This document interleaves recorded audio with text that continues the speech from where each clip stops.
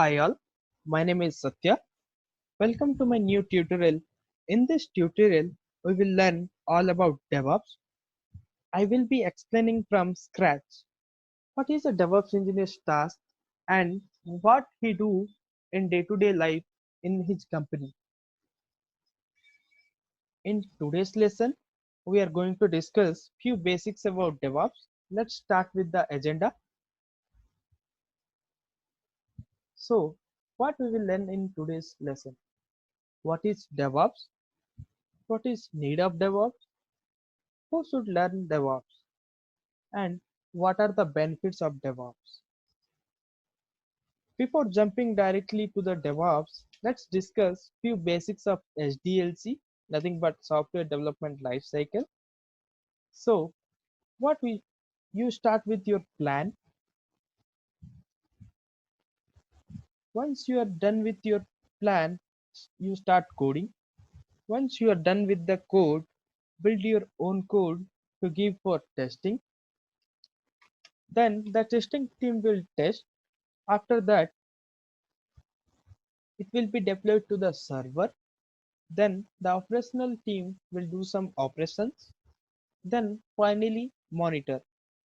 We need to monitor for scale up, scale down, or we need to increase the server capacity.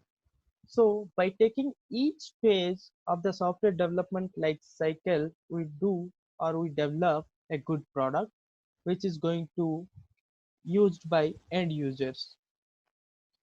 Let's move towards different teams and different phases of SDLC. As we discussed, plan will come under business team, code, build, and test will come under development team, and deploy, operate, and monitor will come under operational team. Let's combine this development team and operational team's work.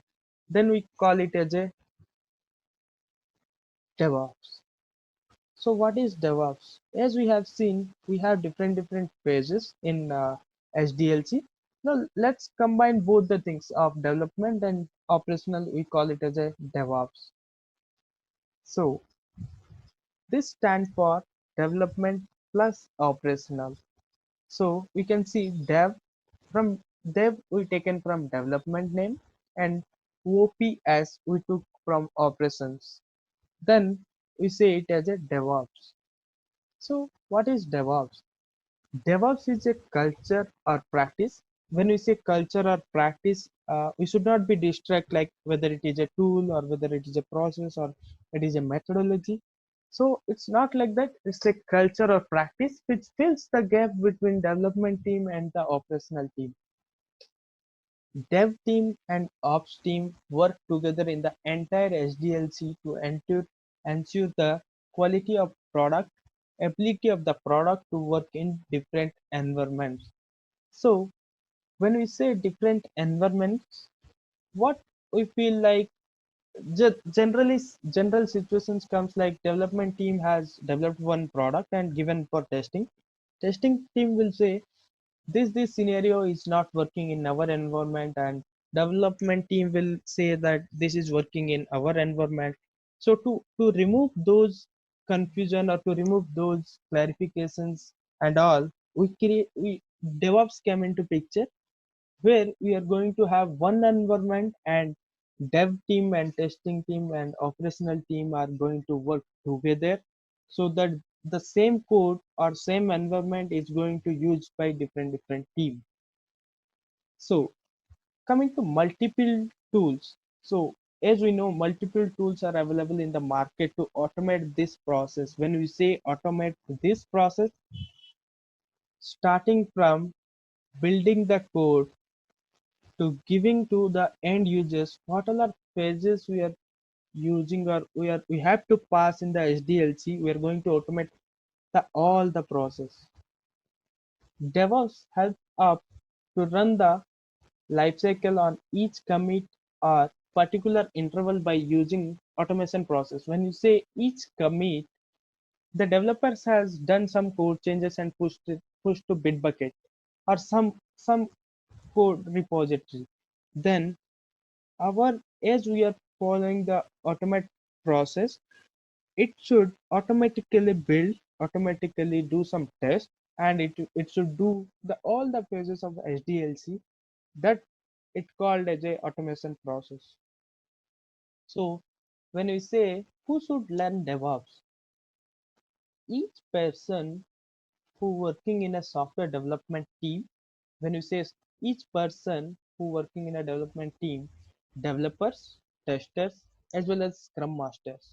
So no doubt operation team has to learn DevOps as they are going to handle the deployment part, monitoring part, then rollback part, then individual developers.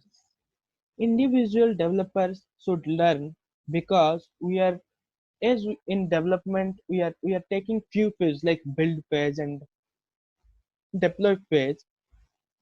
They should learn how the build process is happening or how the deployment part is happening to the artifactory to store the jars or words or nexus or some tools are there to store the repository artifact repositories we can say. Then learners. When you say learners, we know nowadays everyone is excited about DevOps and everyone want to learn DevOps.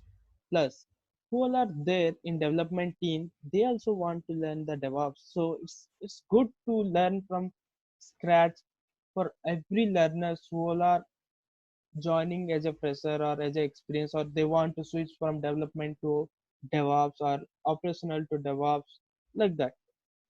And management team. When we say management team, they should understand this that because we are going to automate this whole process in one automation process plus it is going to deploy to the it is going to available for the end users instantly we can say. So they should learn how the process are happening and how we are in meantime we are going to give the product to the end user. Client should know what is happening with the DevOps process, how the companies or service-based companies, so we can say product-based company, how they are going to deliver as the code and what all are the process they are following, whether they are following the safety process or not. Those things they should understand. So we can say a overall picture of DevOps they should learn. Then when it comes to benefits of DevOps, fast delivery. When we say fast delivery, deploying code from dev machine to server is very fast. For each commit, as we have discussed, for each commit it is going to the deploy to the server. Then we have reduced time. We are doing the automatic process of different stages like we have seen building, testing, deployment, rollback are happening automatically. Rollback, any release that you think that should not go to the end customer because because of any reason or you can roll it back easily because when we build an code or application all builds should not go to end user. So or by mistakenly we deployed it to the end server, we want to bring it back. There is one option when we say roll back, it will bring whatever version or the previous version we want, it will bring to that level. Then the main thing comes quality. All the clients are responsible or all the clients are worrying about quality of the product. So many automatic tools are available that can check the quality of the code before deploying it on server. When we say quality of the code, we should check we have not passed any hard-coded passwords or URLs or anything. And so that to do that, we will follow some criteria like 60%, 70%. We have JTest, we have sonar quality. Then comes collaboration. All the teams work together to build a great product. When we say all the teams, it comes management team, testing team, development team, and planning team. Then comes more agility. In the agile methodology, as we have discussed, every commit is treated as a final delivery because we are following complete CI/CD pipeline, which will automate all the process of SDLC.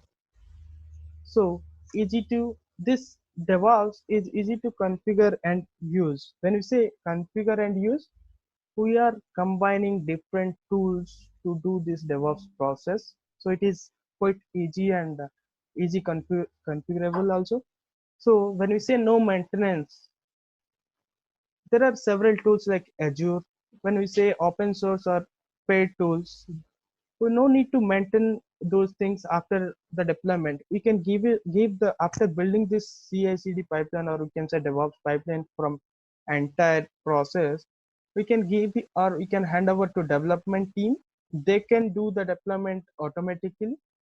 So the maintenance for new resources or the maintenance resources will be less secure. The main thing, when you say secure, all the tools are having secured. Plus, we need to follow some RBAC process where we can define who all are have. We can give like read access, write access, or deploy access to different environment, because we will have acceptance, staging, and prod. Those things we can come. There's those things can come under secure. So this was all about for today's lesson, I can say, where we have learned what is DevOps and what all are the phases comes under DevOps, and what are the phases we have took from development team and operation team and who created this DevOps. So in this upcoming videos, we will be learning the tools, like what is a build tool, what type of build tools are there, and what type of monitoring tools and all. So thanks. Thank you for watching this video. Please do like, share, and subscribe. Thank you.